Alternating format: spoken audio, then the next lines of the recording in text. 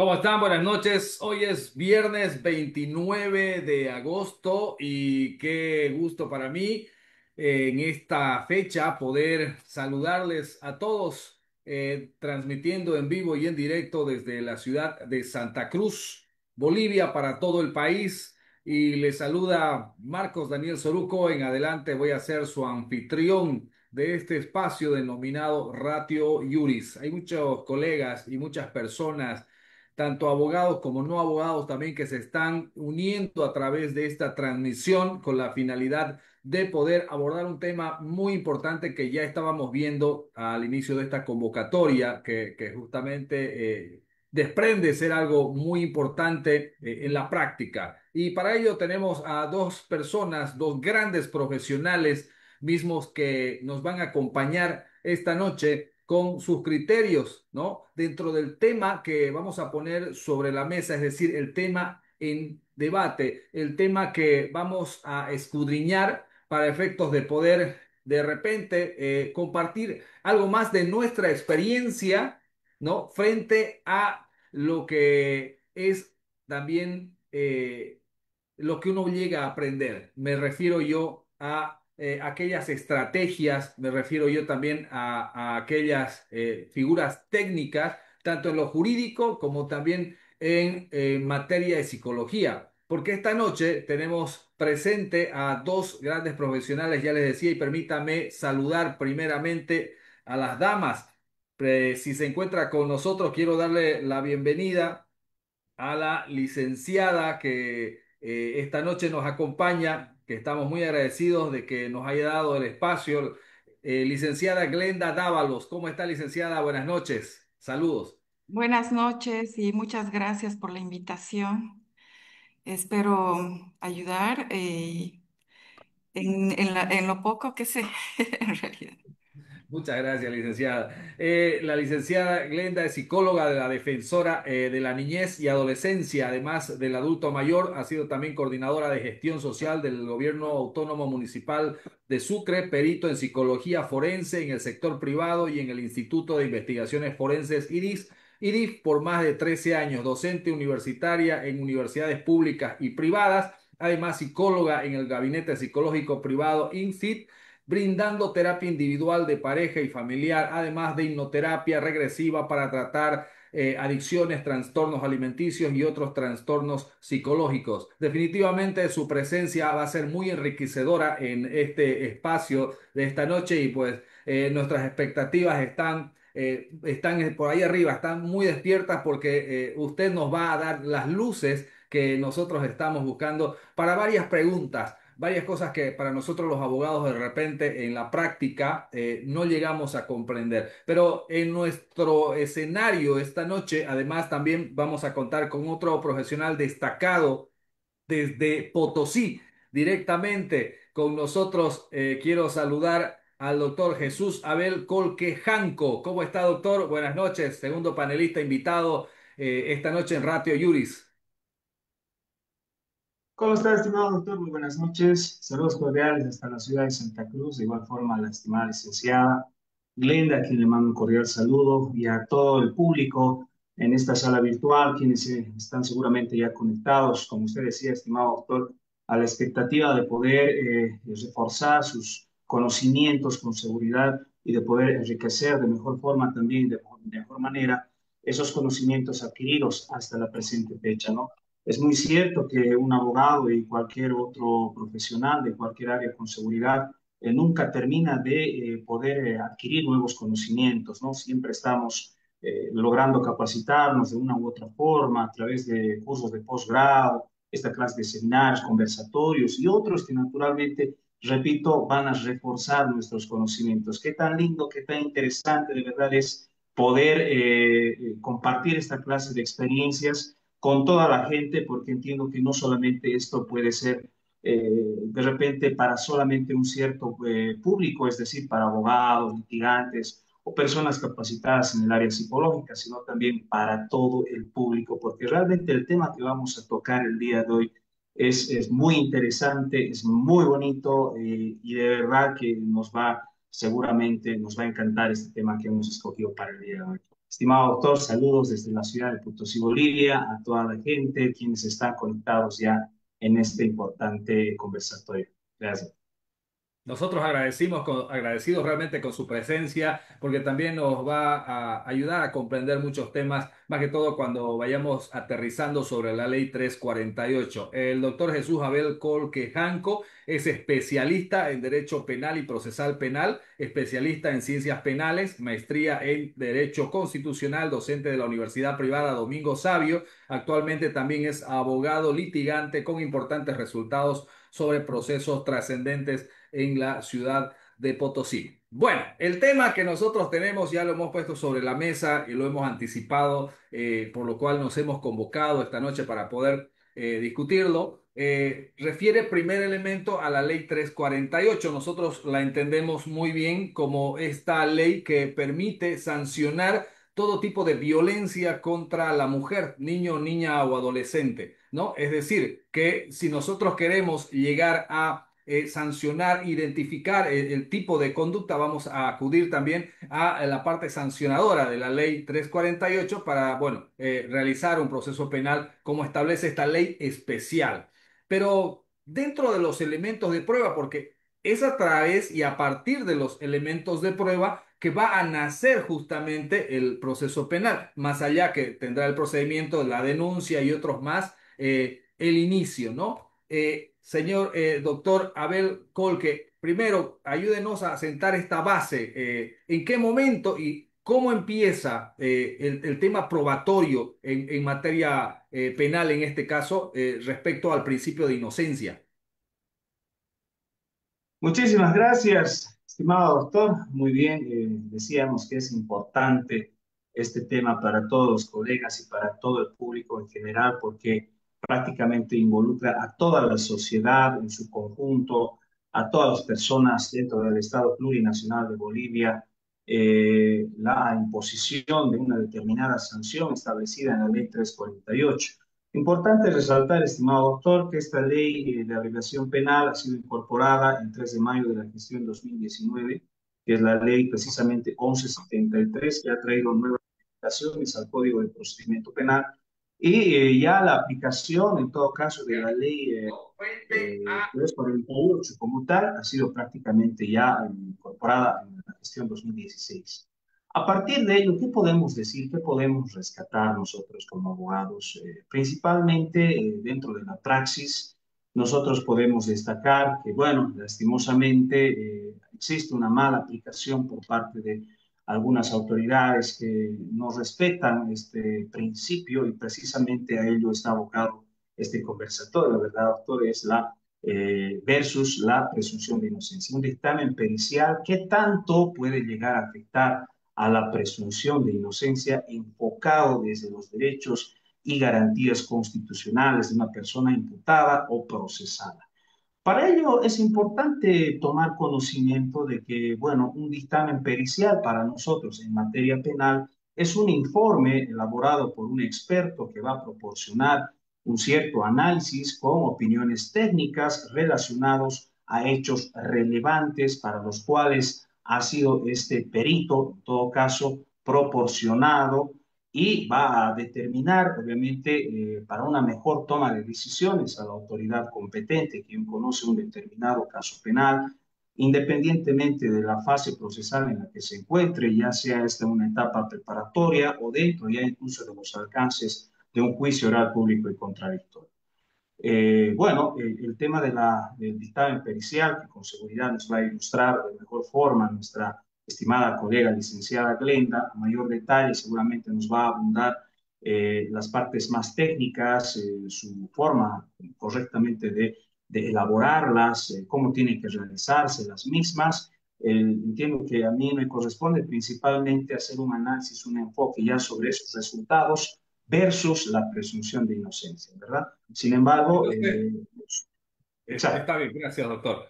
Bueno, ahora ya tenemos entonces en este escenario, en materia probatoria, ¿no? El principio de inocencia, tenemos el informe pericial y el dictamen pericial. Licenciada Glenda Dávalos, el informe pericial y el dictamen pericial en materia probatoria, ¿de qué manera se llega a elaborar? Su micrófono está apagado. Perdón. Voy a compartirles unas diapositivas. Perfecto. Ya. Me avisan si pueden ver.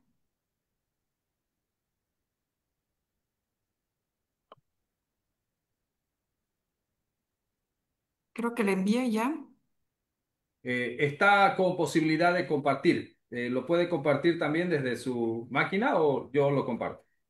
Mm, Sí, un ratito.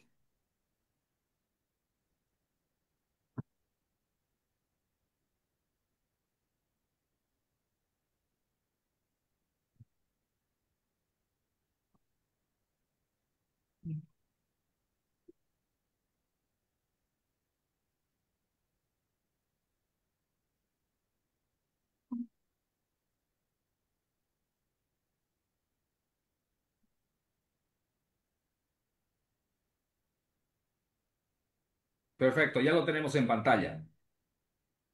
¿Sí? Correcto. Tiene la palabra licenciada Dávalos. Bien. A ver, un ratito, por favor.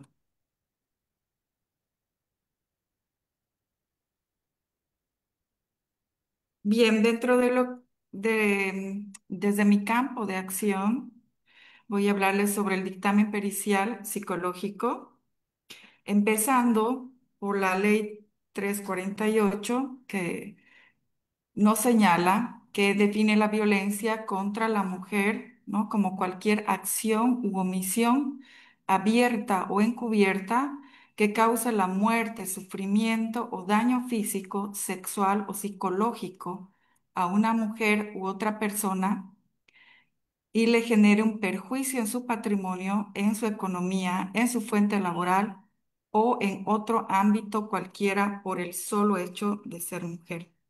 Entonces, si hay violencia psicológica, debe existir, ¿no es cierto?, un medio técnico para acreditarla, ¿no? Por otra parte, en nuestro Código de Procedimiento Penal respalda que los dictámenes psicológicos forenses sean admitidos como prueba técnica en procesos penales, incluyendo los vinculados al de la Ley 348. Entonces, el objeto es cuando para conocer o apreciar un hecho o circunstancia sean necesarios o convenientes, dice, conocimientos científicos. Eso es lo que dice la ley, ¿no es cierto?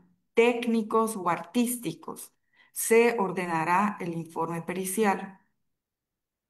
Y en el 180 nos dice que los peritos serán designados de entre la lista oficiales o en su defecto libremente por el juez o tribunal y las partes podrán proponer sus propios peritos. Es decir, que ambas partes pueden proponer a sus propios peritos, ¿no? Eso es lo que indica nuestro Código de Procedimiento Penal. Entonces, a partir de eso, nosotros aquí les hago una relación, ¿no es cierto?, de la Ley 348 con el Código de Procedimiento Penal, donde la Ley 348 va a reconocer la violencia psicológica, ¿no?, como delito y forma de violencia, y en el Código de Procedimiento Penal va a regular esa prueba pericial como medio válido de conocimiento especializado.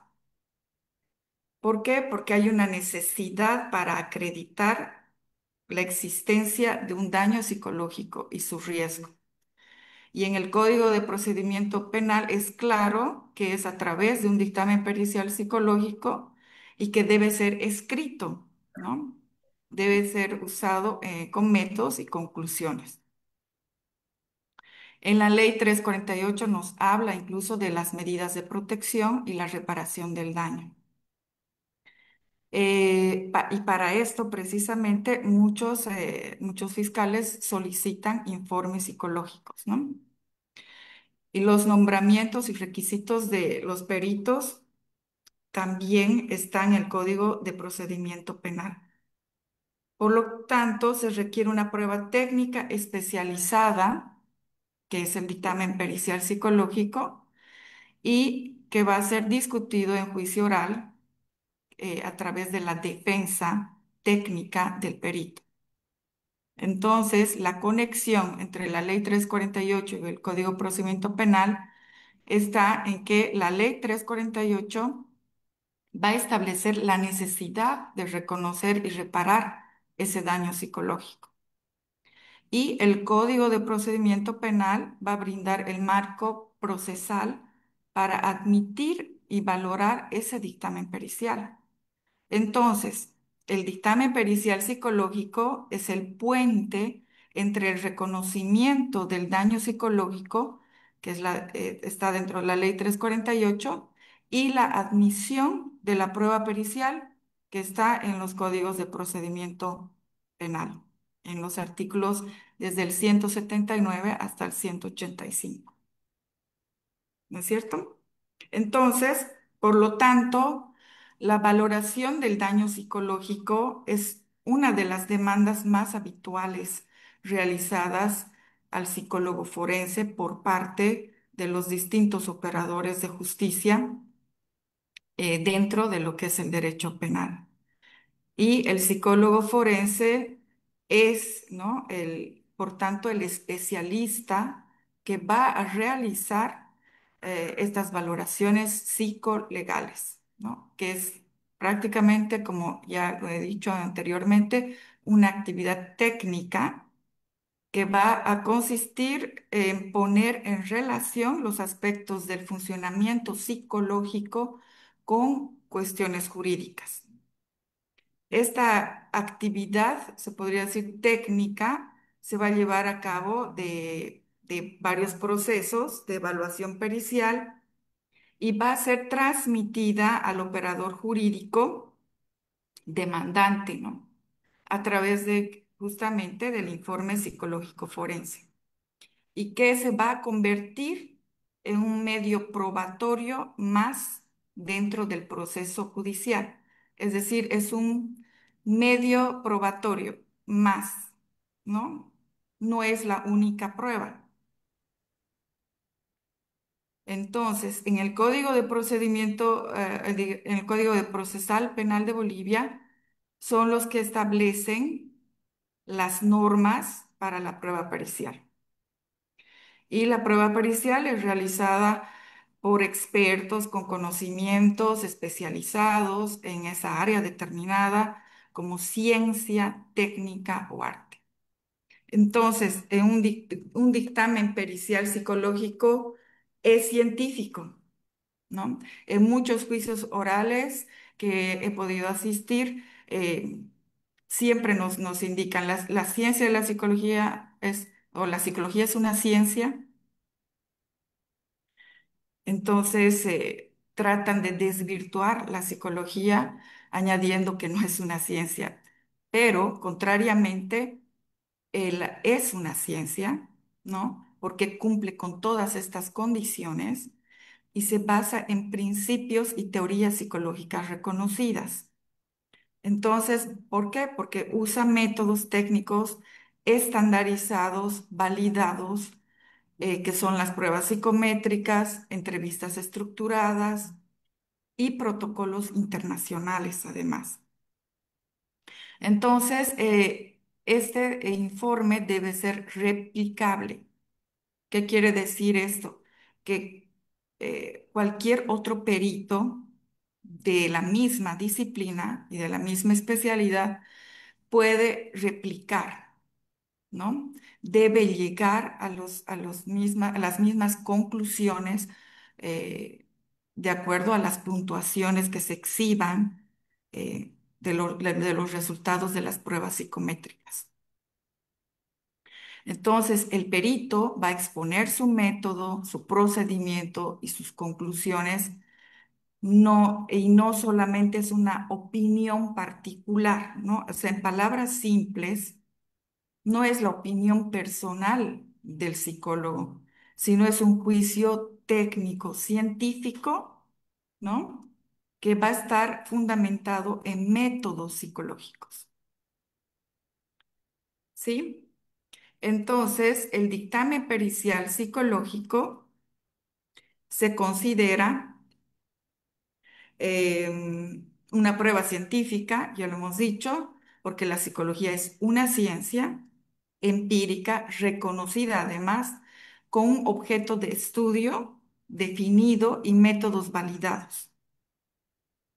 Es decir, el perito no va a declarar lo que piensa de manera subjetiva, ¿no? Sino que a través de las aplicaciones técnicas estandarizadas, por cierto, son contrastadas con ese método científico y va a presentar esos resultados verificables.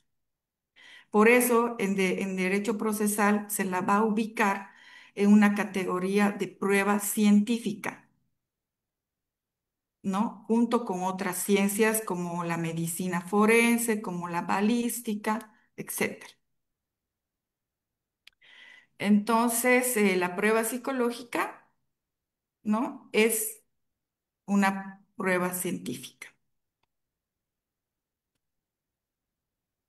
Para esto, nosotros vamos a hacer una obtención de la declaración y a diferencia, digamos, de una entrevista policial, ¿no? Nosotros vamos a usar entre ellas las entrevistas cognitivas, la entrevista cognitiva mejorada, que es una técnica estructurada de la entrevista forense que va a combinar principios cognitivos, sociales. ¿Para qué? Para facilitar el recuerdo. Sabemos que nuestra memoria es falible, ¿no? Entonces, a través de este tipo de entrevista cognitiva se va a tratar de recuperar esos recuerdos y aumentar la confiabilidad de ese testimonio y proteger al entrevistado de la sugestión y la revictimización. Entonces, tiene que ser un personal capacitado. Muchas veces estamos viendo en entrevistas, en cámaras Gesell, que hay una mala entrevista, entonces se llega a contaminar ese testimonio. Entonces es importante conocer cómo se debe entrevistar a una supuesta víctima. Y ustedes como abogados, porque tengo entendido que la mayoría aquí presentes son abogados, deben saber estos aspectos y deben estar atentos a esto, ¿no? Porque obviamente cuando hay una mala entrevista, va a involucrarse la sugestión, sobre todo cuando hablamos con niños o entrevistamos a niños. Entonces debe haber un control en ese aspecto, ¿no? Lamentablemente, digo lamentable porque eh, en el último tiempo en el Instituto de Investigaciones Forenses se ha eliminado como punto de pericia, por ejemplo, la credibilidad de testimonio como estudio, ¿no? Y al existir una falta de voluntariedad, porque no es lo mismo ir a una entrevista o a un psicólogo clínico donde uno tiene la voluntariedad, ¿no? De querer mejorar. Si estoy deprimida, voy a un psicólogo, ¿no? Para que me ayude, hago terapia. Pero en el caso de la psicología forense no existe esta voluntariedad. Entonces, al existir esta falta de voluntariedad en el ámbito forense, se hace importante el estudio de la credibilidad del testimonio, ¿no? Y como les había indicado, lamentablemente en la nueva guía de puntos de pericia del Instituto de Investigaciones Forenses suprime este estudio. Y un modelo que elimina el análisis técnico de un testimonio puede desequilibrar el contradictorio.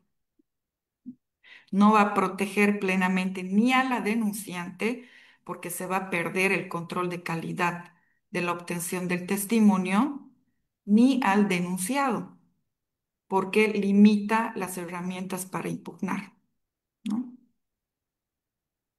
Entonces, siendo así, además, que existe ¿no? Protocolos para poder hacer el estudio de credibilidad del testimonio en este tipo de delitos de la Ley 348, ¿no?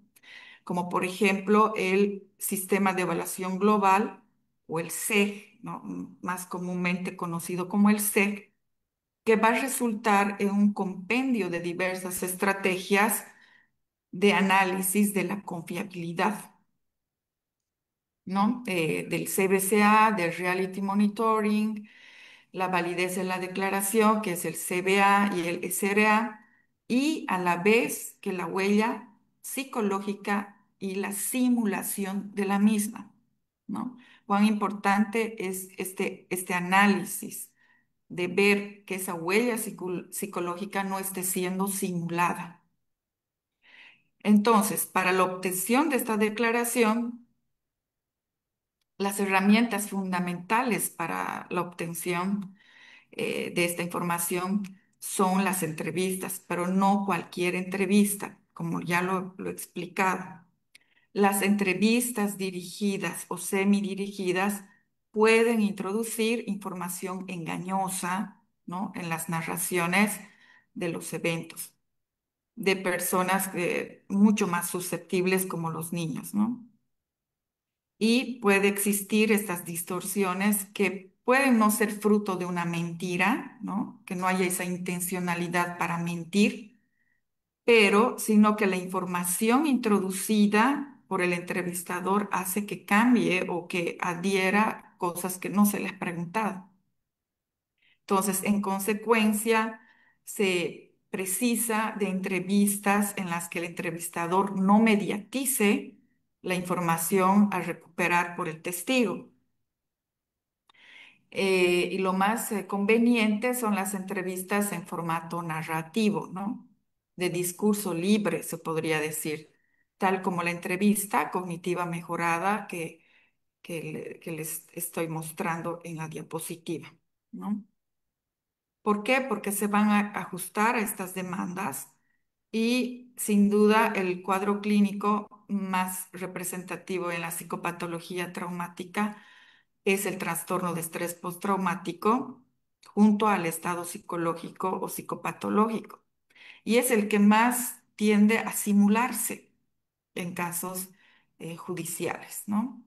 Es por eso que una buena entrevista, por eso el propósito del SEC es evaluar la credibilidad, permite determinar si una declaración sobre un evento traumático es veraz o, bueno, ya no se habla sobre veracidad, no se habla de credibilidad porque no hay un testimonio totalmente veraz, ¿no? Pero nos ayuda a identificar si existe esta simulación, estimar ese daño psíquico.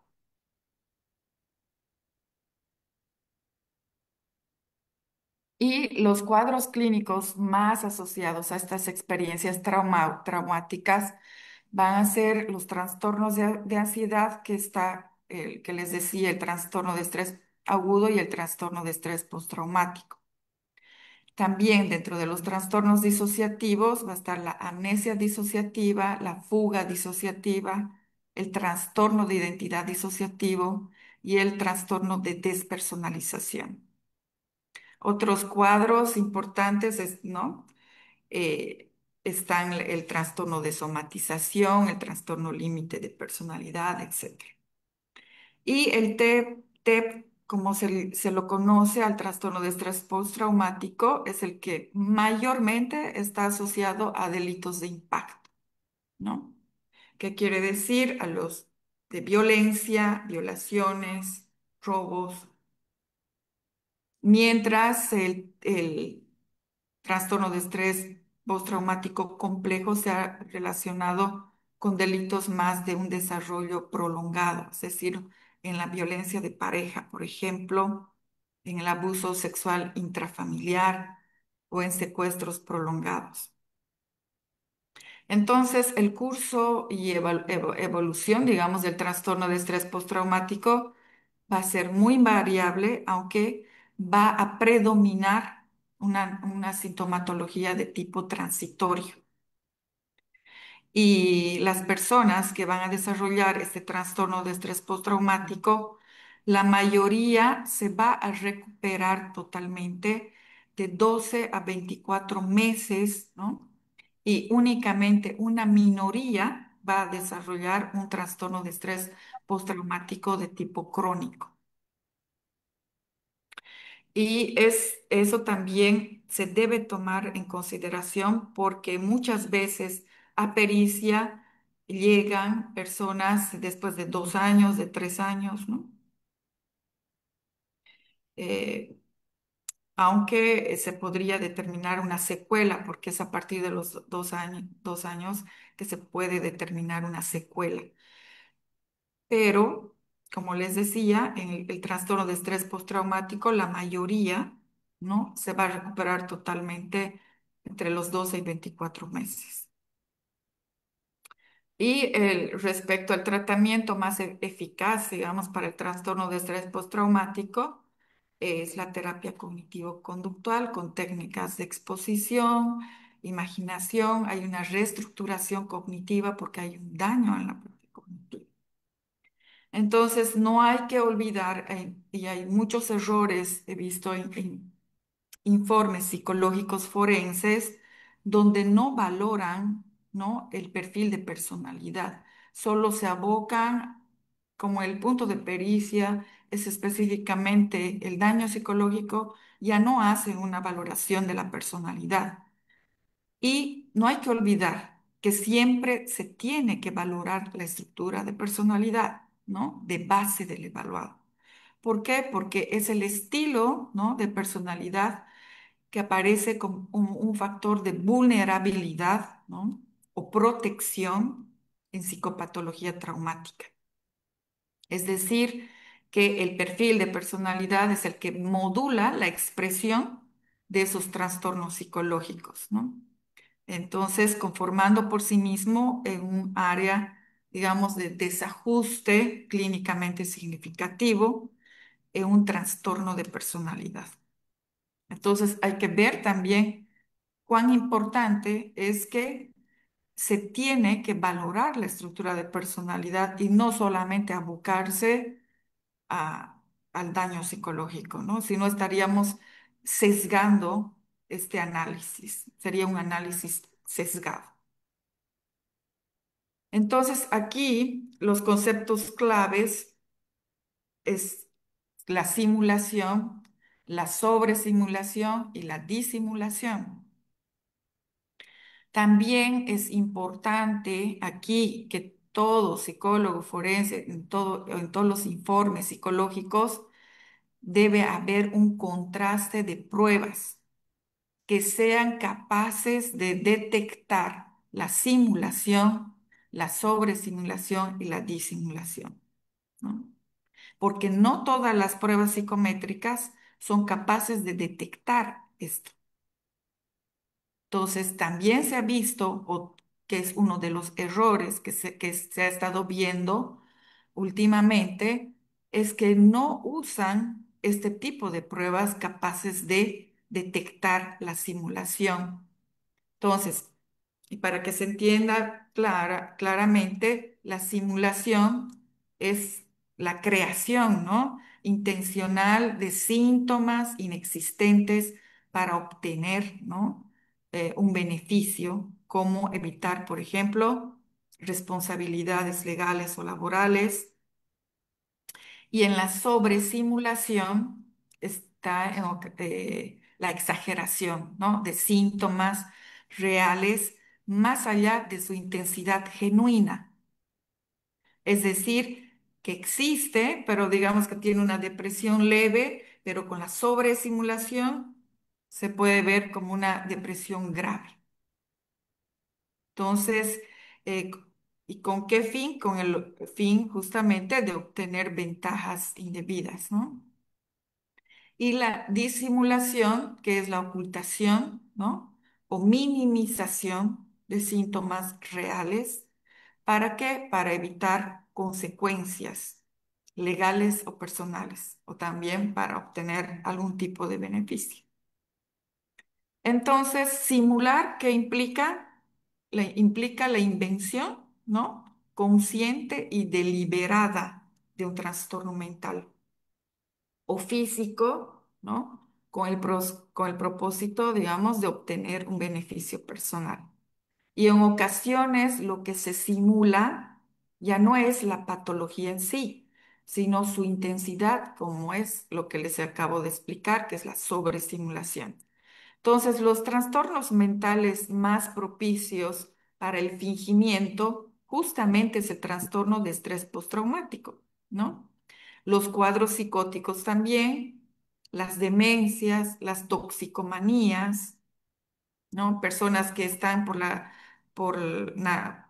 sustancias controladas o por el tráfico de drogas, etcétera, tratan de fingir una toxicomanía, ¿no? Un abuso de sustancias y de indicar que soy un consumidor, por eso tenía, no sé, la cocaína en mis bolsillos, qué sé yo. Entonces, los trastornos, también otro trastorno mental propicio para el fingimiento es un trastorno disociativo, un retraso mental también. Y estos fenómenos van a cobrar en el contexto forense una especial relevancia, como demuestran sus altos índices de prevalencia, ¿no? Por eso es que, repito, se hace importante la detección de todo esto, ¿no? La detección de la disimulación, por ejemplo, que es ocultar los síntomas para obtener ese beneficio, resulta especialmente compleja en el análisis, ya que la persona evaluada va a adoptar una actitud muy defensiva, tanto hacia la exploración como en las pruebas complementarias. Y sin acceso, digamos, a la historia clínica, la exploración forense puede verse seriamente limitada, ¿no? Por eso es que también es importante estudiar el cuaderno de investigaciones y también tener el historial clínico en muchas ocasiones. Es importante. En la disimulación suele llevarse a cabo con objeto de evitar, ¿no? Un internamiento involuntario, por ejemplo, en procesos, por ejemplo, de incapacitación civil o en la evaluación de la aptitud por el desempeño de un puesto de trabajo también, ¿no? En procesos para guarda también se ve mucho esto, ¿no? O en custodia de menores, cuando está en litigio la tutela, etcétera.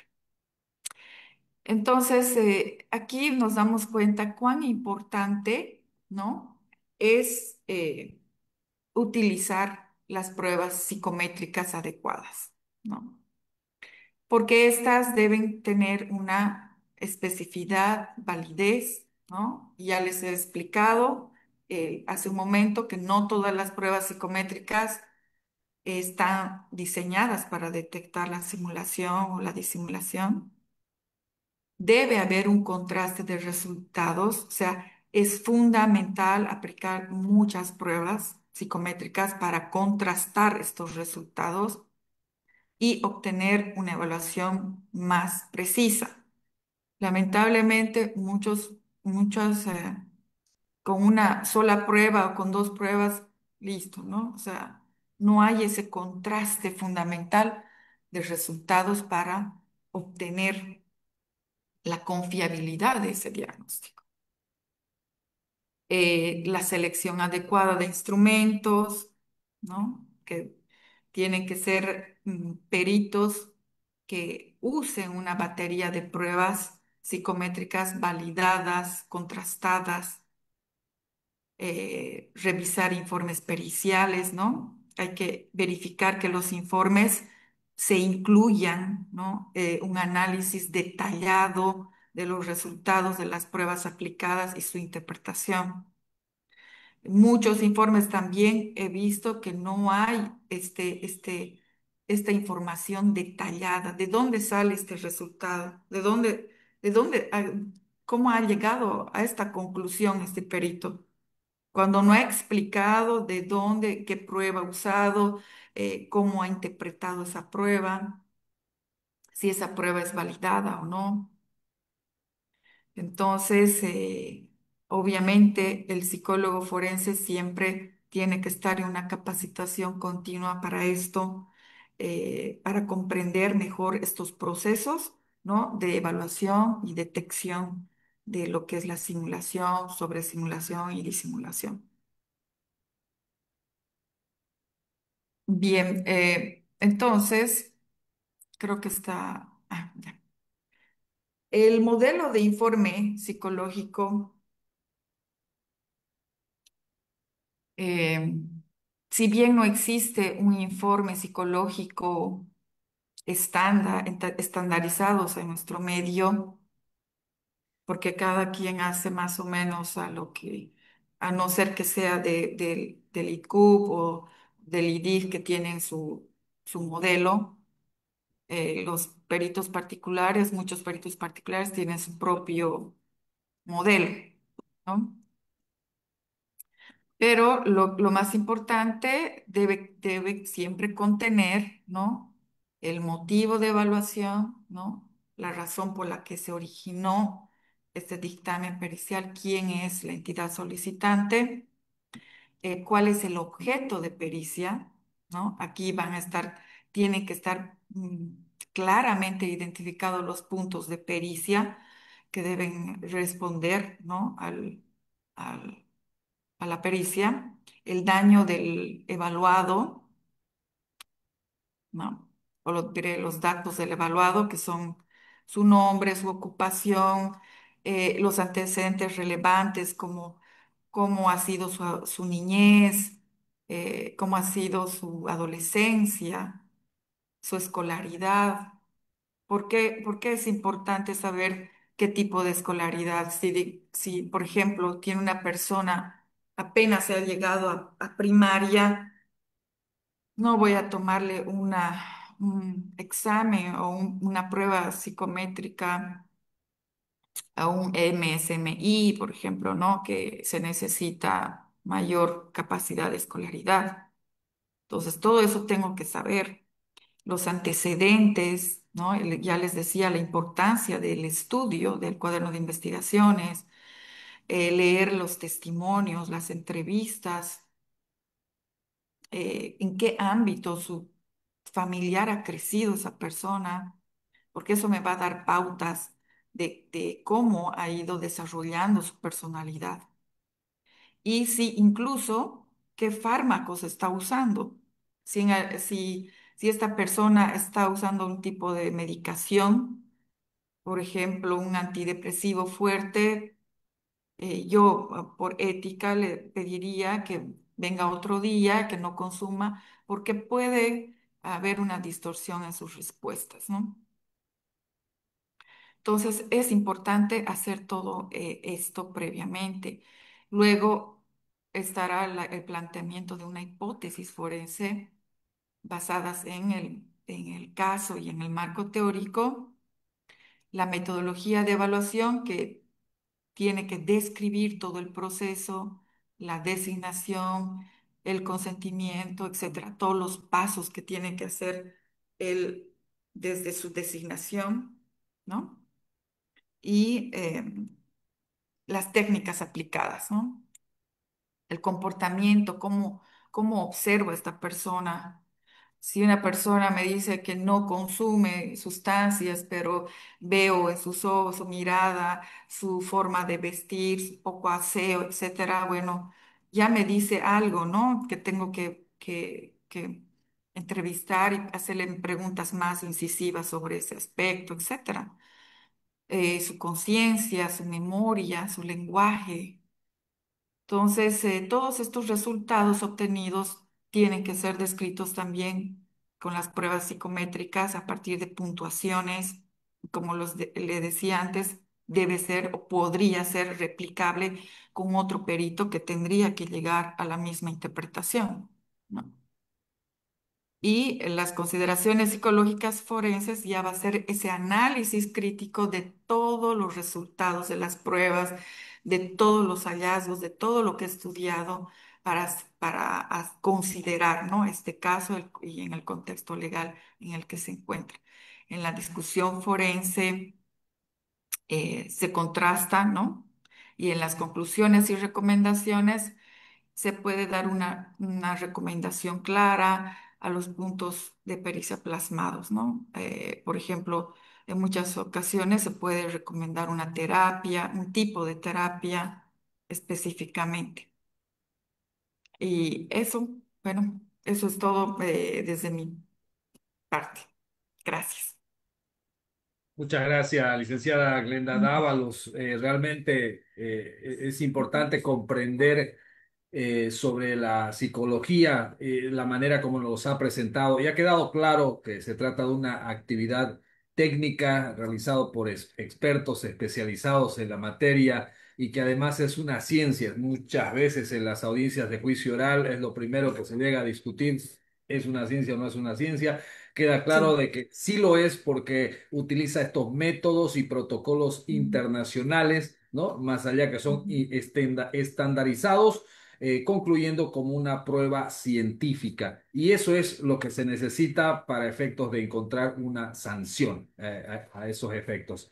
Doctor Abel Colque, imagino yo que nosotros en materia penal tenemos también un criterio con referencia a la inocencia del imputado y el estándar probatorio que establece estos métodos científicos.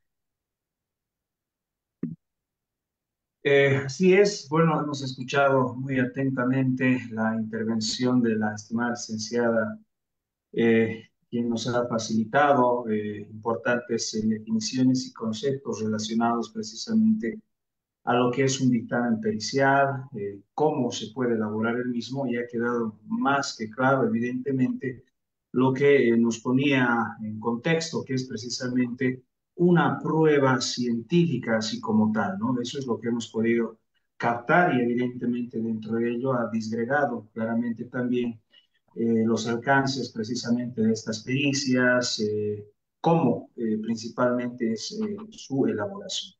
Bajo ese parámetro e importante presentación, nosotros debemos rescatar principalmente, ya hablando del ámbito netamente legal, cómo es que estos dictámenes periciales, enfocados a través de la ley 348, pueden llegar a influenciar dentro de un determinado proceso penal. Y lo vamos a hacer, estimado doctor, muy práctico.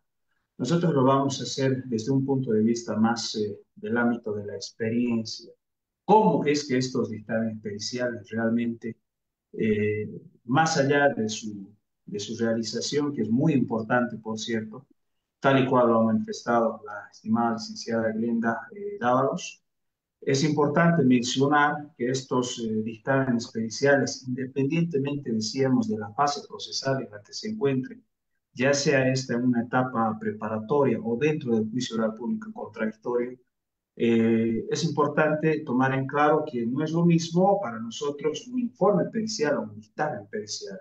Y también las intervenciones que hacen los profesionales entendidos en la materia, en este caso, quienes son los licenciados del área psicológica, especialistas en el área forense, que pertenecen a una área precisamente del Ministerio Público, que es el IDI, hay que tomar en cuenta de que, bueno, la labor que tienen que cumplir principalmente tiene que estar enfocada y relacionada a respetar principalmente, ante todo, los derechos y garantías constitucionales, no solamente de la parte víctima. Hoy existe una unidad de protección por parte del Ministerio Público, avalada, homologada por parte de las autoridades jurisdiccionales, quienes también van a respaldar y van a ratificar esas medidas o garantías de protección a favor de las víctimas, sino también de los testigos, quienes también, lastimosamente, puede que sean personas que hayan observado de forma directa algún hecho delictivo, y naturalmente esa declaración pues va a ser determinante también para un determinado proceso. Independientemente de la protección que pueda o no brindar el Ministerio Público, ratificada por el órgano jurisdiccional, entendemos que estas valoraciones o estos dictámenes periciales se las elaboran principalmente a las víctimas, ¿no? A las víctimas que pueden ser menores de edad, personas del sexo femenino también, a efectos de que a través de este dictamen pericial no se pueda vulnerar ningún derecho y garantía constitucional y sea mediante autoridades competentes, en el presente caso, un perito del área psicológico forense quien va a tomar esa declaración de forma directa con la parte involucrada dentro de un determinado proceso penal, ya decíamos, ya sea víctima o ya sea testigo que conoce de los hechos. Lo que sí tenemos que nosotros siempre hacer prevalecer, ya sea como abogados de la parte imputada o acusada, es hacer prevalecer los derechos y garantías constitucionales de la parte imputada o acusada, respetando siempre los alcances del artículo 116 de la Constitución Política del Estado como garantía constitucional y como principio también que es uno de los componentes del debido proceso, precisamente la presunción de inocencia, establecida en el artículo 115 de la Constitución Política del Estado. Pero en la práctica, realmente esta aplicación de la presunción de inocencia ligada a estos dictámenes periciales, hemos visto que existe un tanto de deficiencia por el tema de la aplicación principalmente, porque simplemente de forma nominal es que se señala una supuesta aplicación de la presunción de inocencia. Siempre hemos escuchado que se refiere que se está respetando la presunción de inocencia. Sin embargo, ¿cómo lo están aplicando esa garantía y ese principio, decíamos, como parte del debido proceso? No nos explican. En la práctica, lastimosamente, es simplemente una mención nominal, más allá de una aplicación y explicación también principalmente de cómo es que las autoridades, principalmente las autoridades jurisdiccionales, están respetando la presunción de inocencia. Un dictamen pericial e incluso un informe pericial, incluso una entrevista inicial, incluso por parte de la víctima, que haya identificado principalmente a su agresor, hablando ya netamente a lo que refiere, lo que nos concierne la ley 348, va a tener un impacto fundamental y trascendental dentro de un determinado proceso penal, hasta definitivo, me atrevo a decir. Lastimosamente, en la práctica hemos visto de que el procedimiento se ha convertido más en una mera formalidad a respetar los derechos y garantías constitucionales, principalmente al debido proceso que tiene una persona. Y nos vamos a remitir precisamente a las pruebas, porque es importante señalar que ya los informes, entrevistas y principalmente los dictámenes periciales, decíamos que son determinantes dentro de un proceso penal. Ello habida cuenta de que en la práctica hemos visto que autoridades jurisdiccionales, aplicando principalmente el bloque de constitucionalidad establecido en el artículo 410 de la Constitución Política del Estado, que refiere que la norma supra es pues la propia Constitución Política del Estado y su imposición, su aplicación, independientemente de un proceso penal u otro, en cualquier área del derecho, es pues definitivamente importante considerar los alcances principalmente de la Constitución Política del Estado ante cualquier otra ley, reglamento, estatuto, etcétera.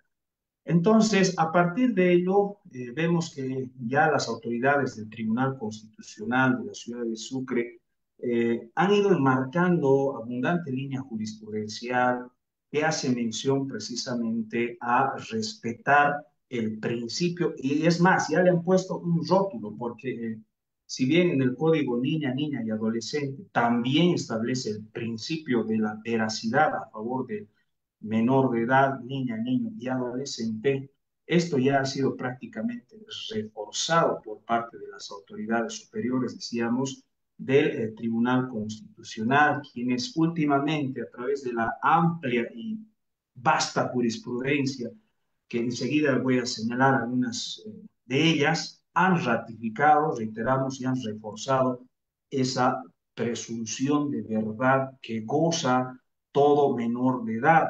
¿no? Entonces, y también esta ha sido pues ratificada por la Corte Interamericana de Derechos Humanos, quienes también han señalado que lo siguiente, y me voy a dar a lectura la parte más importante de este importante párrafo de la sentencia constitucional que enseguida les menciono, que refiere en su parte pertinente. Dicho entendimiento jurisprudencial de la Corte Interamericana de Derechos Humanos es coherente con lo dispuesto en el artículo 193 del Código Niña, Niña y Adolescente, que sobre la base del principio de presunción de verdad, ahí ya le han puesto un rótulo, han resaltado y han remarcado un nuevo principio, vamos a decirlo así, que es la presunción de verdad. Señala que para asegurar el descubrimiento de la verdad, todas las autoridades del sistema judicial deberán considerar el testimonio de una niña, niño o adolescente como cierto, en tanto no se desvirtúe objetivamente el mismo. Acá, en la última parte de este importante párrafo que les acabo de señalar, refiere, eh, quizás no explica abundantemente, que sería interesante que sobre esto también el Tribunal Constitucional se haya manifestado o haya abundado a más detalle, cuando refiere que en tanto no se desvirtúe objetivamente el mismo. Está poniendo una limitante esta sentencia constitucional a que el testimonio de una persona víctima menor de edad, si bien goza de ese principio de veracidad y todas las autoridades por ley deben de respetar como cierta, prácticamente en esto ya nos ha hecho más abundamiento, que es precisamente el de desvirtuar objetivamente el mismo.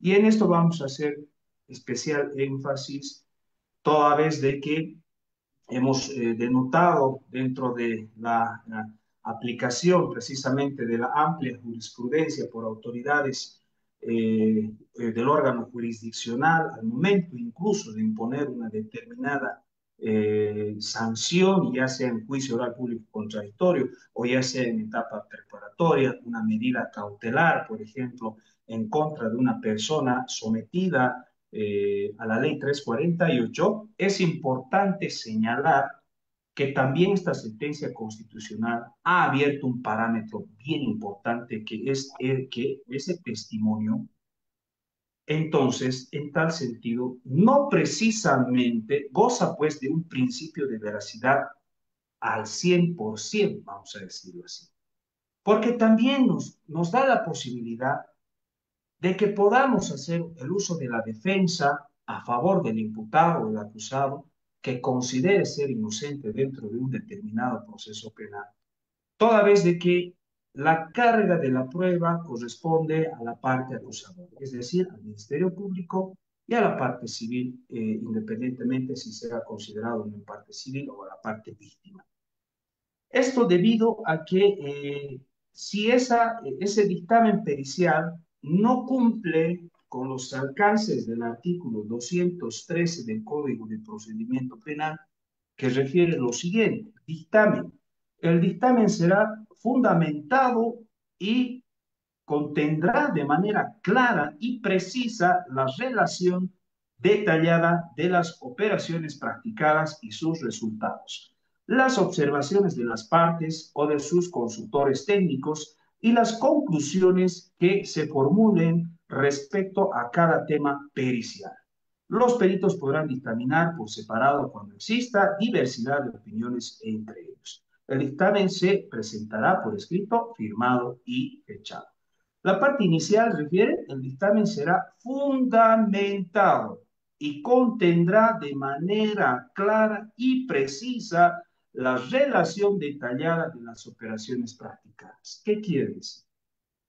Claramente la norma refiere que no todo dictamen pericial puede ser aplicado en la práctica por parte de los operadores de justicia a letra muerta.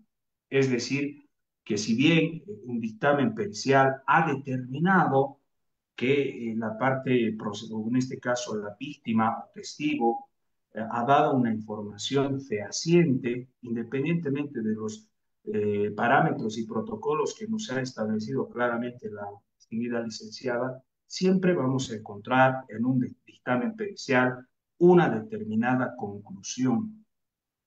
Y esa conclusión va a ser, pues, principalmente la que va a tomar en cuenta el operador de justicia a efectos de poder determinar efectivamente si debe imponer o no debe imponer una determinada sanción.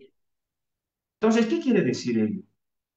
Que claramente la ley obliga no solamente a las personas, o en este caso a los peritos del área psicológico forense, quienes van a realizar la entrevista, que simplemente deban basar sus dictámenes periciales en virtud quizás a los puntos de pericia, sino también estas tienen que ser debidamente fundamentadas y contener también de forma clara y precisa esa relación detallada de las operaciones practicadas, ¿no? Entonces, eso también abre la posibilidad a la parte imputada, a la parte acusada, de poder solicitar al operador de justicia que se respete principalmente y fundamentalmente los derechos y garantías constitucionales de un determinado procesado, a efectos de que principalmente haga validar si estos dictámenes periciales cumplen o no cumplen con la norma precedentemente citada.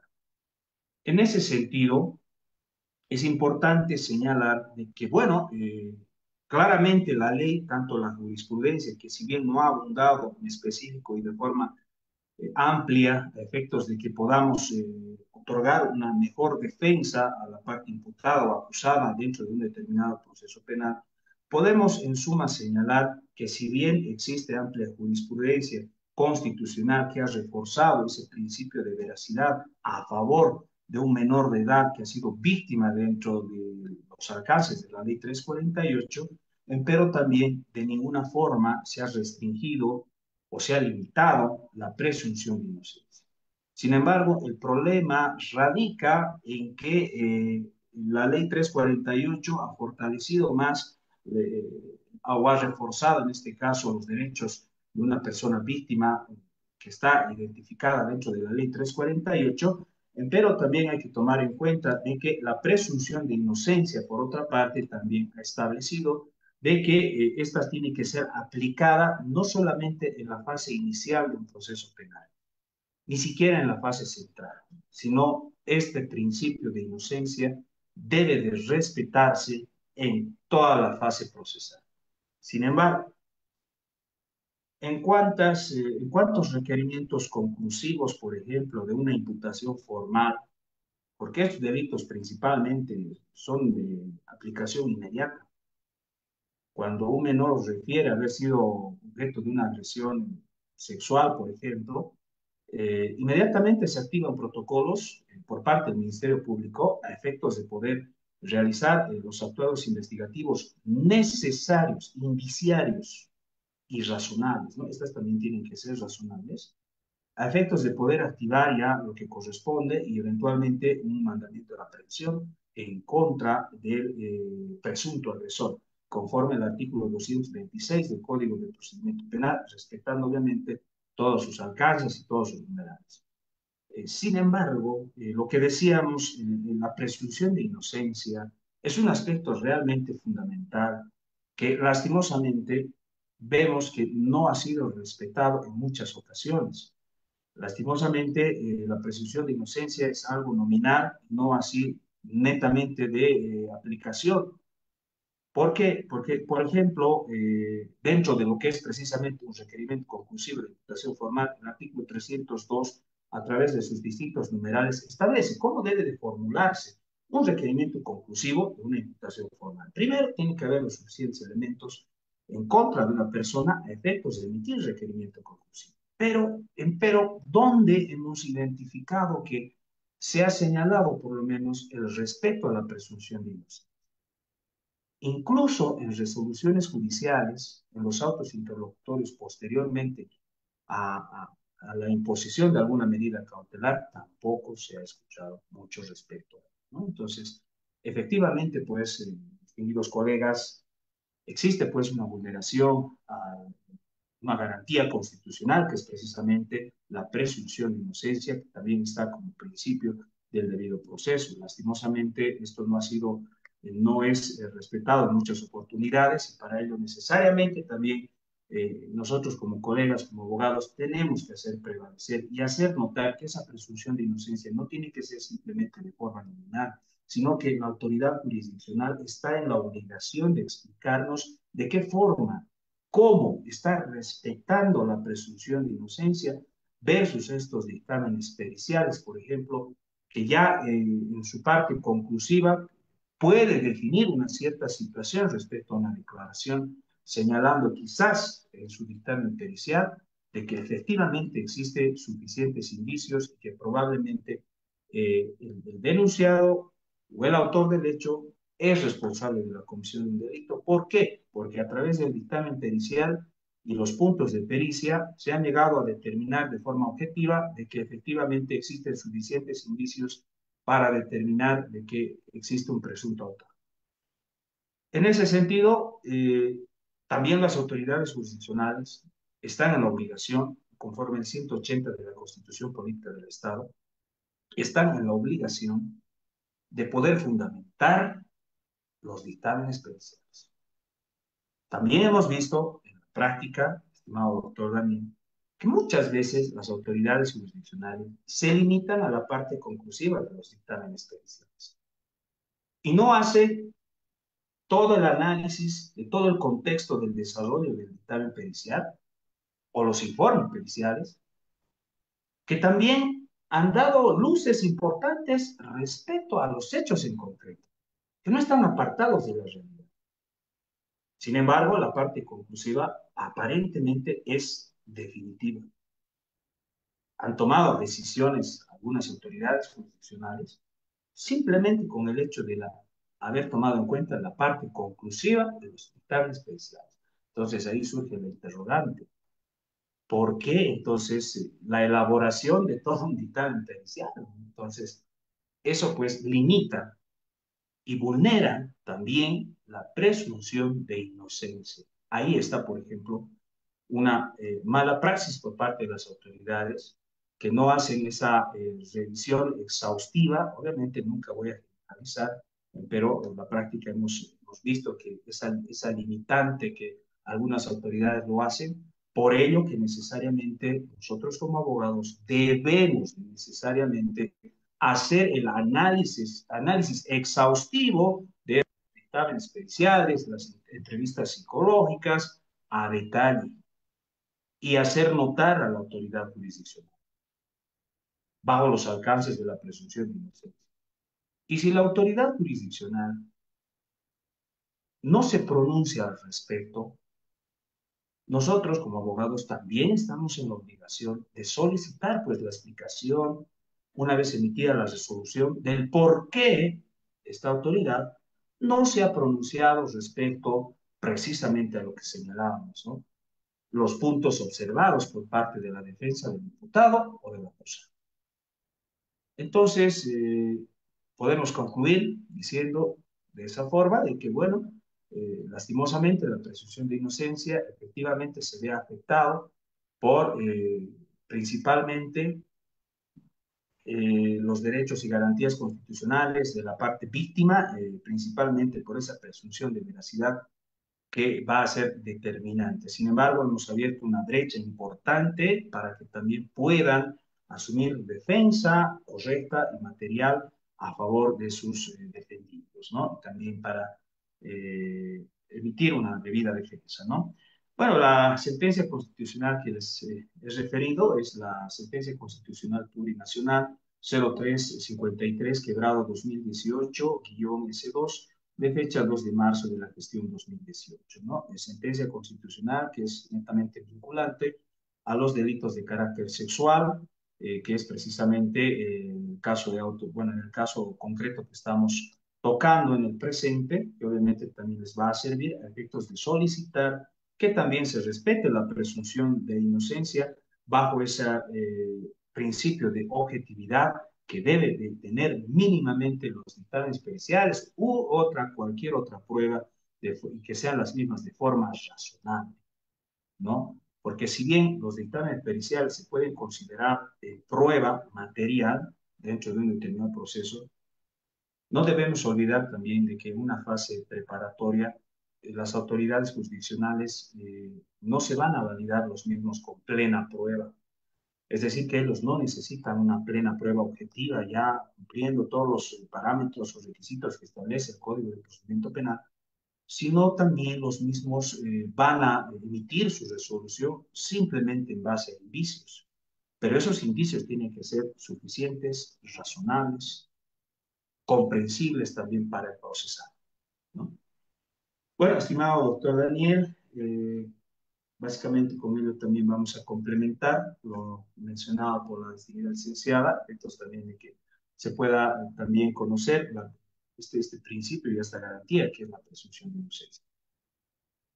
Gracias, doctor. Yo creo que todos coincidimos a estas alturas de esta presentación que la única forma de poder destruir la presunción de inocencia es a través de una sentencia ejecutoriada, pero más allá tiene que ser con suficientes elementos que hayan sido judicializados, es decir, que sea suficiente prueba para poder llegar al convencimiento pleno de las autoridades quienes en ese momento van a administrar justicia. Y ahí vamos con la declaración de la víctima en materia de la ley 348. Y quiero hablar sobre delitos de género. Y me voy a quedar ahora con la licenciada Glenda Dávalos porque me llama mucho la atención sobre esta línea cuando nos dice que existen también algún tipo de informes que son malos. No dijo peritos malos, que es muy distinto, ¿no? Pero sí podemos comprender que se tratarían de algunas declaraciones engañosas en menores de edad. Licenciada, si nos puede acompañar, no sé si continúa con nosotros, licenciada Glenda Ah, Dávalos. sí, sí, sí, claro, sí. Licenciada, veo yo varias personas que están interactuando a través de las redes sociales y indican lo mismo, ¿no? Sobre la declaración de la víctima, ya sea esto niño, niña o adolescente, o también mujeres en cualquiera de los casos. Eh, ¿Cómo podemos identificar una declaración engañosa? Comencemos con menores de edad. Por ejemplo, los tips que podemos nosotros como abogados llegar a interpretar. Usted en su experiencia, ¿cómo nos podría colaborar para que podamos comprender? Queremos conocer e identificar una declaración engañosa con respecto a, primero, menores de edad y luego mujeres víctimas de violencia. Es que para eso justamente existe el estudio de credibilidad de testimonio que les decía que lamentablemente ya no lo han sacado de la guía de puntos de pericia del Instituto de Investigaciones Forenses. No, no sé si continúan haciendo, creo que sí, el ITCUP, ¿no? Que es el de la policía. Ellos creo que sí continúan haciendo la credibilidad de testimonio, pero es importante, ¿no? Que sí exista este estudio, tanto en niños como en personas mayores. Para eso hay protocolos específicos, está el CBCA, el Reality Monitoring, como les decía, el C para violencia de género, ¿no? Entonces, estaba leyendo hace un momentito si los niños mienten, ¿no? Y claro, ¿no? Los niños mienten, pero eh, la forma va a ser muy distinta. Por ejemplo, un niño de menor de 3 4 años no distingue entre lo que es la fantasía y la realidad, ¿no? Entonces pueden inventarse historias, por ejemplo, no sé, vi un unicornio en mi cuarto. No es una mentira intencional, es parte de su fantasía, es parte de ese pensamiento mágico que tiene un niño, ¿no? Y entonces identificaremos en qué edad está ese niño, ¿no? Por ejemplo, ya a partir de los 5, 6 años ya ah, entienden cuál es la diferencia entre la mentira y la verdad, ¿no? Por eso es que siempre en una primera entrevista con niños se le pregunta, ¿no? Para saber si sabe hacer la diferenciación entre lo que es la mentira y lo que es la verdad. El psicólogo tiene que preguntarle, bueno, a ver, ¿tú sabes cuál es la diferencia, ¿no? O tú sabes qué es mentir. Y por ejemplo, decirle, yo estoy con una chaqueta roja, ¿no? ¿Estoy mintiendo o no estoy mintiendo? Para ver si realmente sabe cuál es la diferencia. Entonces, porque obviamente hay niños que sí ya aprenden a diferenciar qué es una verdad, qué es una mentira, empiezan a comprender eso. Y si mienten, generalmente a veces es para evitar castigos, ¿no? O beneficiarse de algo. Entonces, aquí ya a partir de los 5 o 6 años se hace una mentira más intencionada, ¿no? Pero aún limitada por su inocencia, ¿no? Ya en la preadolescencia ya obviamente es una mentira mucho más elaborada, eh, y puede ocultar información, eh, y mentir de manera autónoma también, ¿no? Entonces hay que ver cuál es el subtipo de lenguaje. eh, El psicólogo también hace el estudio, como les decía, del cuaderno de investigaciones para ver si podría existir cierta manipulación de ambas, de algunas partes, por ejemplo, en violencia familiar, ¿no? A veces hay esta manipulación por parte de uno de los progenitores. Entonces hay que ha- hacer las preguntas, ¿no? Ir sondeando al niño con quién se lleva mejor, etcétera. Entonces, no es como que yo pienso que como abogados deberían exigir el estudio de credibilidad, ¿no?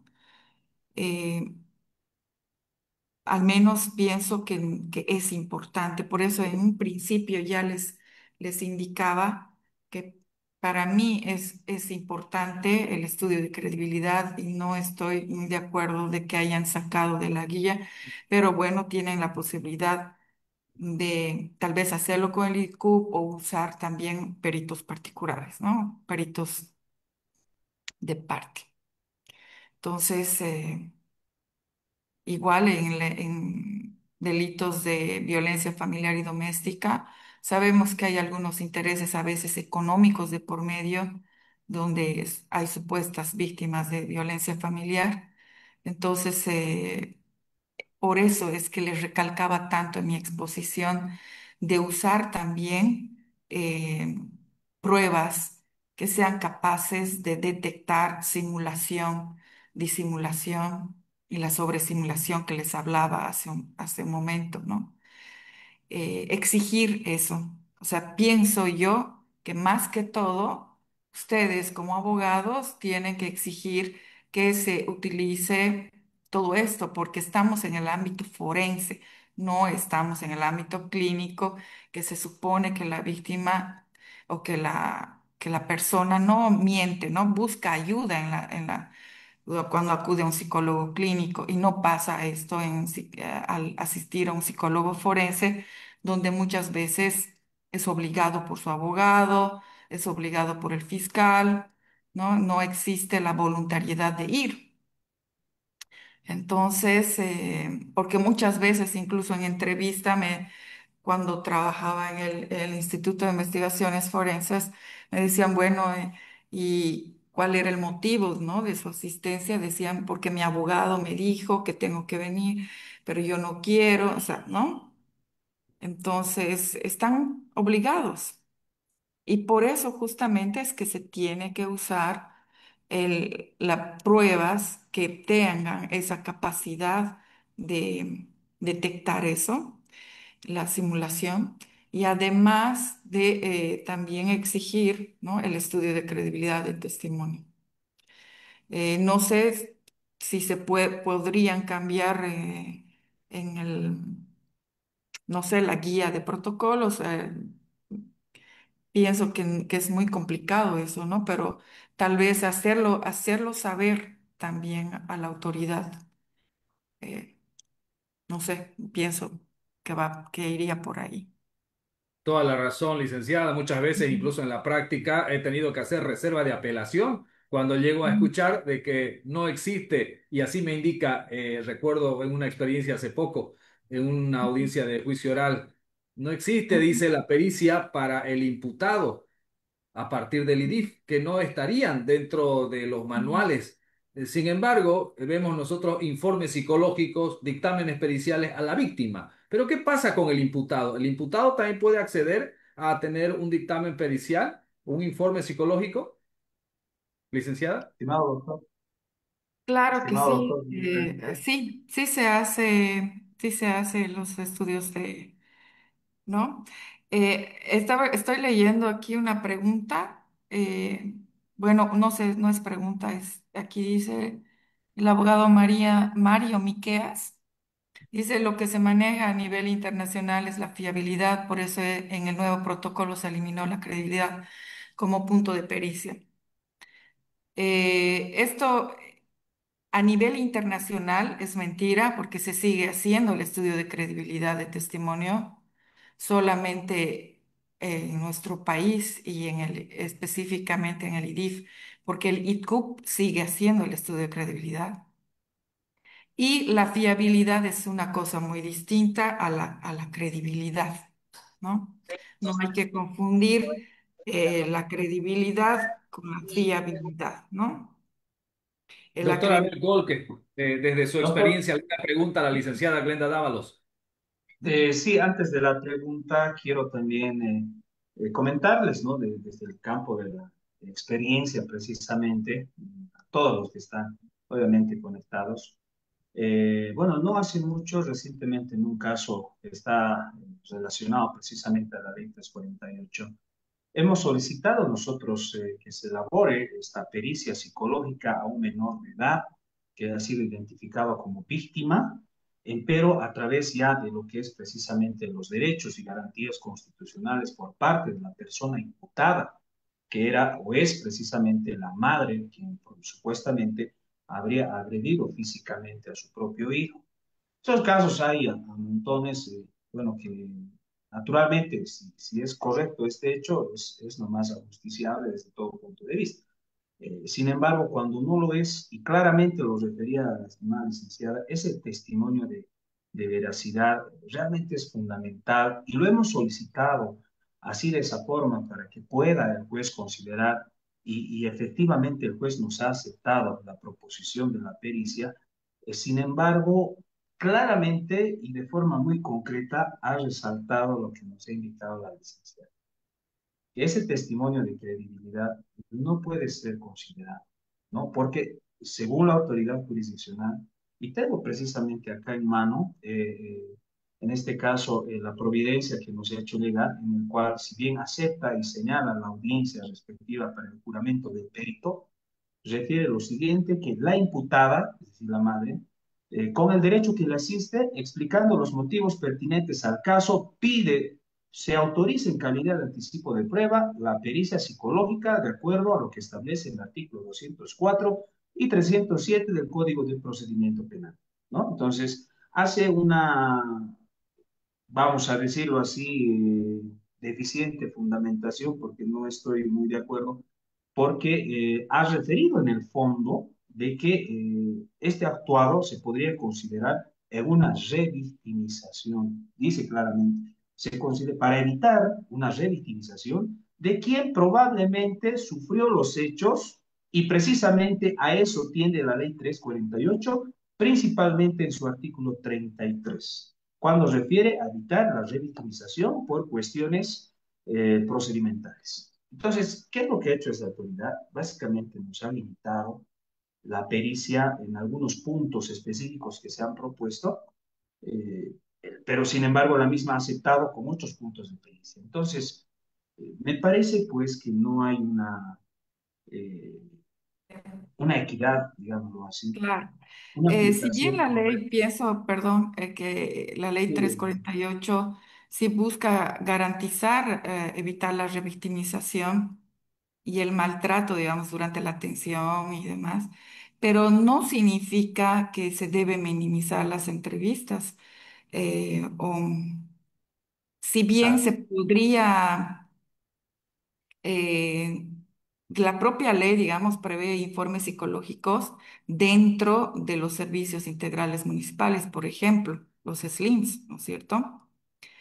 Y además que se puede, para no hacer una revictimización, se puede, por ejemplo, hacer un estudio consistente sobre los registros ya existentes o solicitar videos de cámara Gesell, por ejemplo, en entrevistas em, para minimizar, digamos, la revictimización.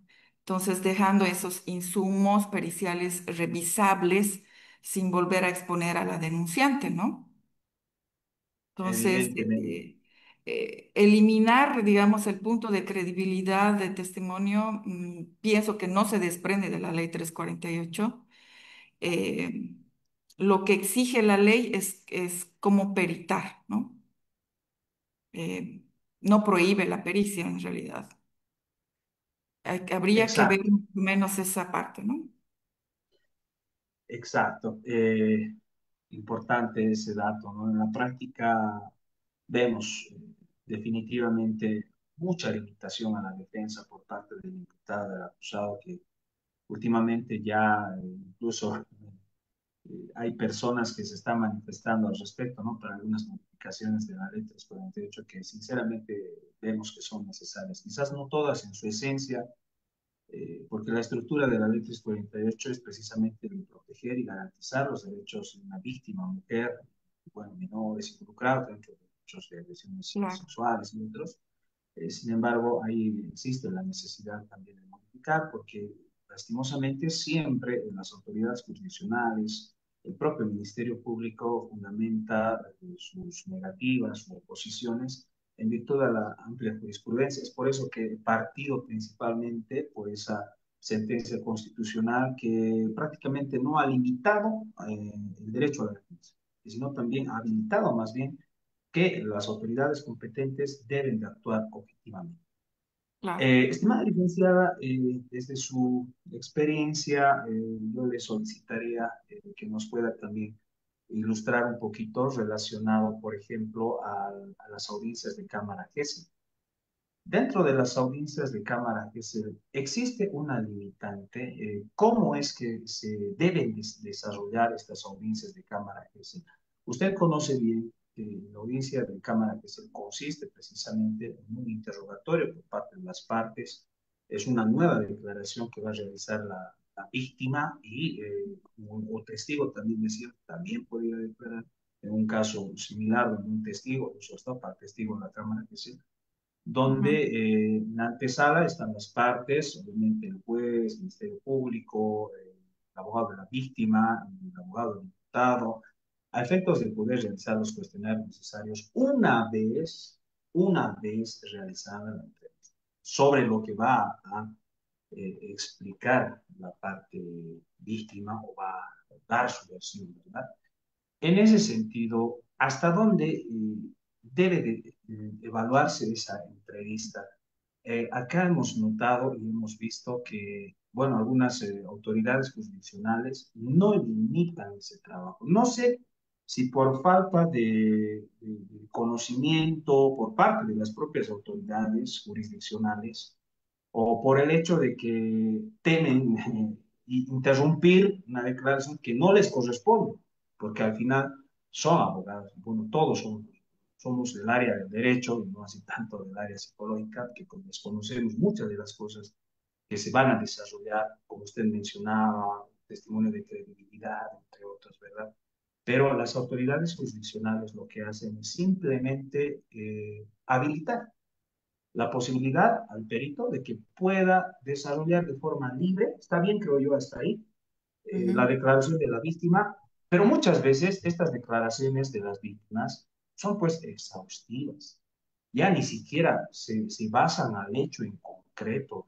Por ejemplo, una víctima de la ley 348 sobre agresiones físicas ya no refiere solamente el hecho denunciado como tal, que debería ser base para el desarrollo de la etapa preparatoria y de dónde se va a defender precisamente el imputado o acusado ya dentro de un juicio oral público contradictorio, porque la base o el cimiento para los alcances de un juicio oral público contradictorio va a ser precisamente el requerimiento conclusivo, lo que está en el pliego acusatorio del Ministerio Público, que refiere un hecho en concreto, y no así, perdón, la expresión toda su vida, ¿no? Entonces, porque se ha formalizado una denuncia de virtud al hecho. Pero vemos en la práctica que esto es muy ampuloso, ¿no? Y se está tocando temas que tal vez ni siquiera vienen al caso, lo que hace es empeorar la situación para el imputado, ¿no? Entonces, debería haber alguna limitante. ¿Cómo es que deben desarrollarse estas audiencias de cámara, que es desde su criterio, estimada licenciada? Bueno, en la cámara GESEL, creo que la ley 348 impulsa el uso de la cámara GESEL, ¿no? Y el eje principal, digamos, es el delito, ¿no? Pero muchas veces se usan preguntas sugestivas, no hay un relato libre, no se manejan los protocolos adecuados y como les decía, a veces el niño es plausible a ser sugestionado en algunas ocasiones, ¿no? Antes poner palabras que no estaban en un primer testimonio, por ejemplo. Entonces es importante también hacer esa observación, ¿no? ¿Qué tipo de preguntas está realizando? Si ha habido un rapport previo. O sea, tendría que seguir ciertos protocolos, ¿no? Y para eso es una ayuda factible el solicitar un consultor técnico, ¿no? Para que haga ese tipo de observaciones en cámara GESEL. Con el consultor técnico puede hacer las preguntas pertinentes, hacer las observaciones, si es que está siguiendo el protocolo de manera correcta, qué tipo de protocolo, porque no es lo mismo usar un protocolo para niños a una persona adulta, etcétera. Entonces, ese tipo de cosas es, es de gran ayuda justamente el consultor técnico, ¿no? Que esté presente observando toda la entrevista para que justamente ya no tengan estos testimonios contaminados y porque hay casos donde inclusive por no haber hecho estas observaciones hay personas que se han pasado de un maltrato infantil a una violación, por ejemplo, ¿no? Mm, Donde previamente era una denuncia por maltrato y la psicóloga indujo algo, ¿no? Así que indujo palabras. Entonces el delito se cambió. Pasan ese tipo de cosas, ¿no? Cuando... Licenciada, quiero regresar a los puntos de pericia con respecto al imputado conforme a el IDIF. Es decir, nosotros en calidad de abogados ya podemos ver que igual coincidimos que la credibilidad de la víctima es fundamental.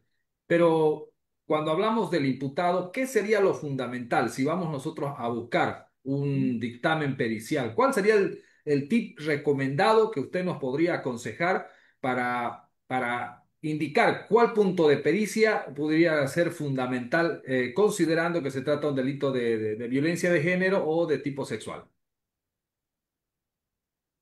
Es que no es lo mismo, ¿no? Los puntos de pericia están de acuerdo al tipo de delito. Si es de violencia doméstica, son puntos distintos al de una agresión sexual. Entonces, obviamente en los tipos de violencia sexual, lo que generalmente se pide son el perfil de personalidad, ¿no? El ver el perfil psicosexual también, que es importante en delitos sexuales, el grado de violencia sexual o reincidencia, ¿no? Riesgo de violencia sexual, que es otro de los puntos de pericia, el riesgo de violencia sexual. Y ya en violencia familiar y doméstica es violencia, ¿no? Riesgo de violencia. No hay el término de peligrosidad porque es un término netamente jurídico, por lo tanto en psicología no se habla de peligrosidad, se habla del riesgo de violencia. Entonces, en un punto de pericia no se puede pedir peligrosidad, sino riesgo de violencia como tal. Ujú. Y Muy bien. obviamente nos va a dar datos muy importantes, el perfil de personalidad de esa persona. También se puede pedir el grado de impulsividad, de agresividad en casos de violencia familiar. Si esa persona tiene poco control de impulsos, etcétera, nos va a dar parámetros de que puede ser autor del delito que se le está imputando, ¿no? Que es de violencia doméstica, por ejemplo. Bien. Con respecto a un informe psicológico, muchas veces en audiencia de medidas cautelares, para que se pueda dar la imputación de un imputado, realmente se requiere únicamente un elemento de convicción. Entonces usamos generalmente un informe psicológico. En este caso, se hace un informe psicológico a la víctima. Si nosotros vemos el informe psicológico a la víctima, ¿de qué manera puede ser entendido a favor del imputado? Como ya les he explicado desde un principio, lo importante es que ese informe pericial esté bien fundamentado, ¿no? Que esté claro las puntuaciones, qué tipo de pruebas psicométricas han usado, si estas pruebas psicométricas son capaces de detectar esta simulación, que ampliamente ya lo he explicado, y además, si solamente se ha basado en una o dos pruebas, porque tiene que haber un contraste de resultados de varias pruebas también, ¿no? Y, y esto, ¿no? Sobre todo la fundamentación, en qué se fundamenta. Todo eso tienen que hacer ustedes la observación, ¿no?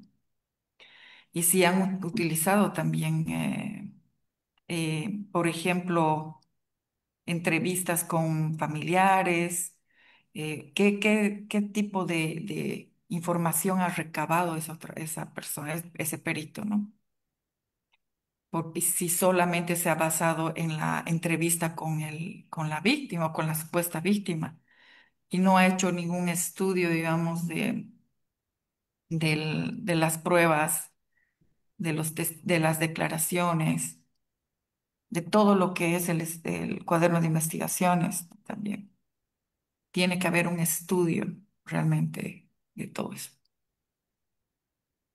Bien, muchas gracias. Ya hacemos las conclusiones, yendo a agradecer a todos ustedes por la participación. ¿Algún detalle, doctor Abel Colque? Ya agradeciendo su participación. Sí, muchas gracias, estimado doctor. Sin embargo, no quisiera quedarme con la duda, aprovechando la participación de también nuestra expositora. Me gustaría hacer una última consulta, reforzando precisamente la presunción de inocencia, ¿no? Porque esa es la virtud precisamente del conversatorio, no solamente los dictámenes periciales, que en esencia entendemos van a ser los resultados principalmente a cuestionarios elaborados a la parte víctima. Y más allá de eso, obviamente ya corresponde a los abogados, a las propias autoridades, elaborar o el análisis respectivo de esos dictámenes periciales, entrevistas, entre otros.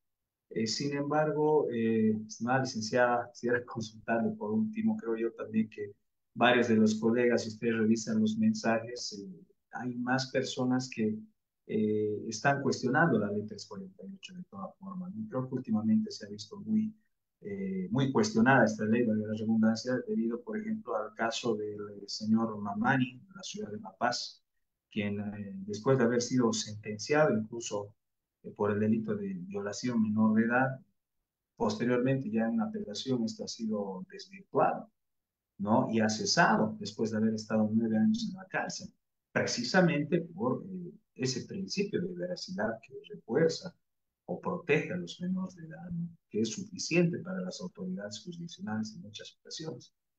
Entonces, ya a partir de ahí, ahora pues ha quebrantado de cierta forma la ley 348, ¿no? De que no es tanto como se pensaba a partir de esas, de esos informes, pericias, entre otros, ¿no? Bueno, para reforzar el tema de la presunción de inocencia, estimada licenciada, también se puede elaborar a la parte imputada ciertos informes, quizás no tanto pericias, pero sí informes para poder incluso solicitar de repente en alguna oportunidad, alguna cesación, por ejemplo, si está detenido en la cárcel, para mejorar su conducta, ¿no? ¿Qué puntos podríamos nosotros solicitar a través de un requerimiento fiscal para que las autoridades, por ejemplo, el psicólogo dentro del penal, un determinado penal, pueda elaborar a favor del imputado? Normalmente nosotros solicitamos, lo que usted decía, incluso eh, el tema del, mm, lo que decía anteriormente, el tema del perfil, ¿no? El perfil, en este caso, del imputado, también, de cierta forma, también el tema de la, si se considera o no un peligro para la víctima de forma directa, su personalidad, entre otros, ¿no? Entonces, ¿qué otros puntos más podríamos nosotros, como abogados de la parte imputada, solicitar a tiempo de pedir este requerimiento? Bien, justamente yo hice bueno, un artículo, un análisis sobre este caso de Mamani, ¿no? Que fue la propia supuesta víctima, ¿no? Que al alcanzar la mayoría de edad reveló públicamente que había mantenido bajo presión, ¿no? Que había mentido bajo presión de su hermana, ¿no? Entonces, y yo me preguntaba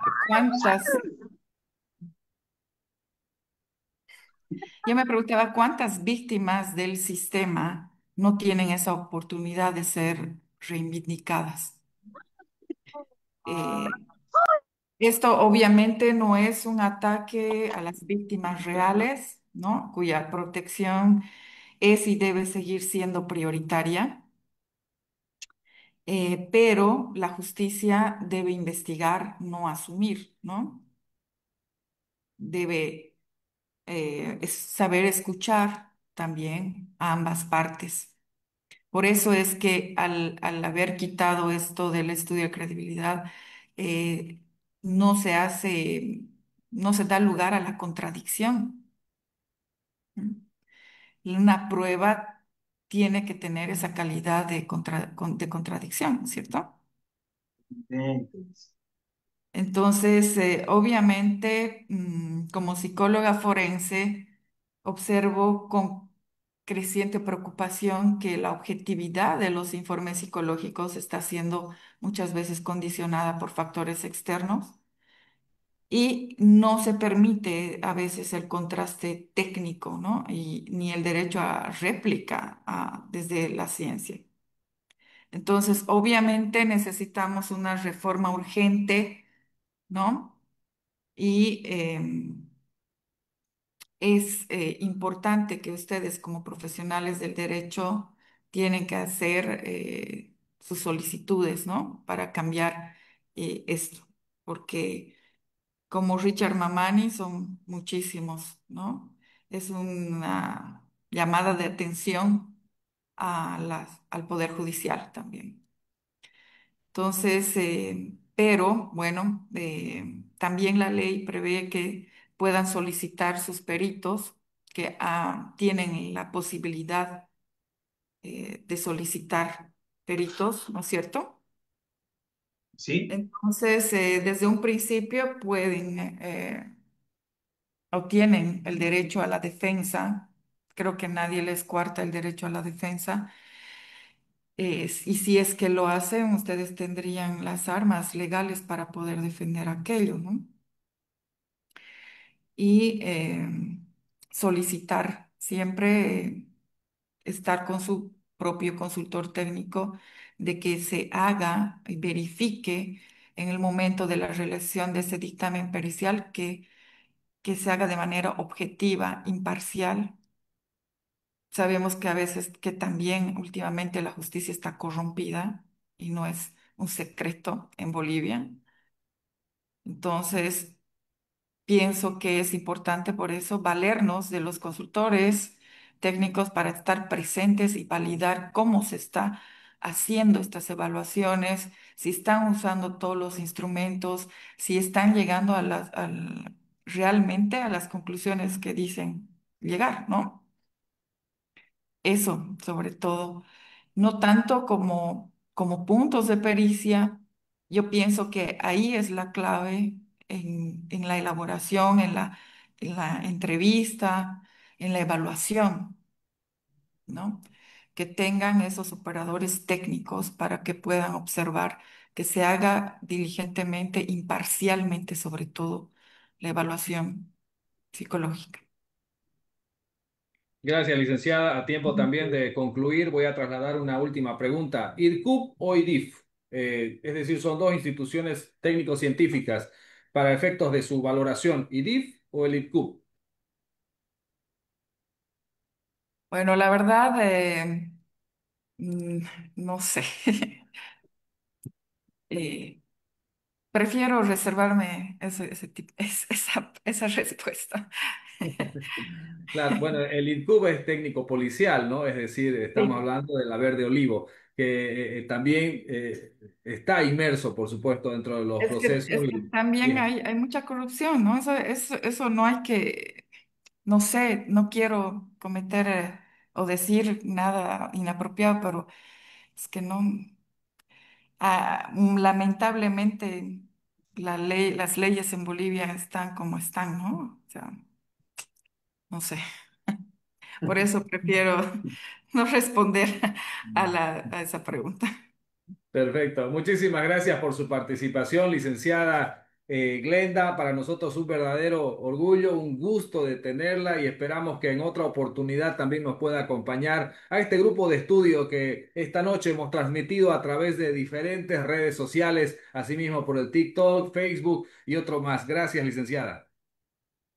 Muchas gracias a ustedes por la invitación. Un gusto haber estado y con ustedes compartir las experiencias también de trabajo y aprender también de ustedes, ¿no? Desde la parte legal. Y estoy muy agradecida, feliz de compartir un momento con ustedes. Muchas gracias. Lo propio, doctora Abel Colque, muchísimas gracias por su participación y bueno, queremos tenerlo en una próxima oportunidad para seguir debatiendo. Muchísimas gracias a usted, estimado doctor Daniel, al igualmente a la licenciada Linda, que bueno, en este caso nos ha acompañado con este importante conversatorio. La verdad que nosotros también en persona, particularmente, he aprendido bastante. Bastante ha sido enriquecedor lo que decíamos anteriormente al principio precisamente de este conversatorio. Claramente se ha dado bien, ¿verdad? Hemos aprendido bastante.